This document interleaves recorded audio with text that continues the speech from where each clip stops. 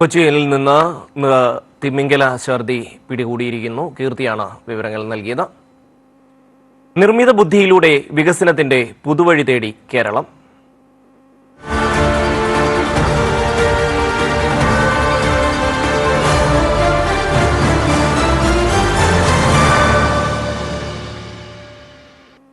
രാജ്യത്തെ ആദ്യ അന്താരാഷ്ട്ര ജനറേറ്റീവ് AI കോൺക്ലേവിന് കൊച്ചിയിൽ തുടക്കം. ഉദ്ഘാടന വേദിയുടെ തത്സമയ ചിത്രം AI സാങ്കേതിക വിദ്യയുടെ സഹായത്തോടെ സമൂഹ മാധ്യമങ്ങളിൽ പോസ്റ്റ് ചെയ്താണ് മുഖ്യമന്ത്രി പിണറായി വിജയൻ പരിപാടി ഉദ്ഘാടനം ചെയ്തത്. സാങ്കേതിക വിദ്യയിൽ രാജ്യത്തിന്റെ നാടിയും ഞരമ്പുമാക്കാൻ കേരളത്തിന് കഴിയുമെന്ന പ്രഖ്യാപനത്തോടെയാണ് മുഖ്യമന്ത്രി പിണറായി വിജയൻ രാജ്യത്തെ ആദ്യ അന്താരാഷ്ട്ര ജനറേറ്റീവ് AI കോൺക്ലേവ് കൊച്ചിയിൽ ഉദ്ഘാടനം ചെയ്തത്. ജനറേറ്റീവ് AIയുടെ ഹബ്ബായി സംസ്ഥാനത്തെ മാറ്റുകയാണ് സർക്കാർ ലക്ഷ്യം. നിർമ്മിത ബുദ്ധി അടിസ്ഥാനമാക്കി പ്രവർത്തിക്കുന്ന കമ്പനികൾക്ക് സർക്കാർ പൂർണ്ണ സഹകരണം നൽകുമെന്നും മുഖ്യമന്ത്രി കോൺക്ലേവ് ഉദ്ഘാടനം ചെയ്ത് പറഞ്ഞു.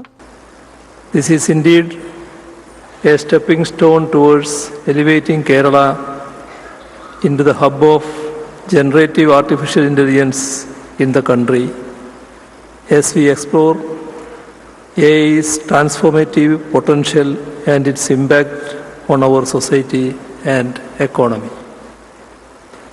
Kerala's well-recognized industrial and startup ecosystem is rapidly emerging as a hotspot for top AI startups and companies. Numerous AI startups in our state are pushing the boundaries of innovation, some of whom have showcased their advancements in the exhibition area here today.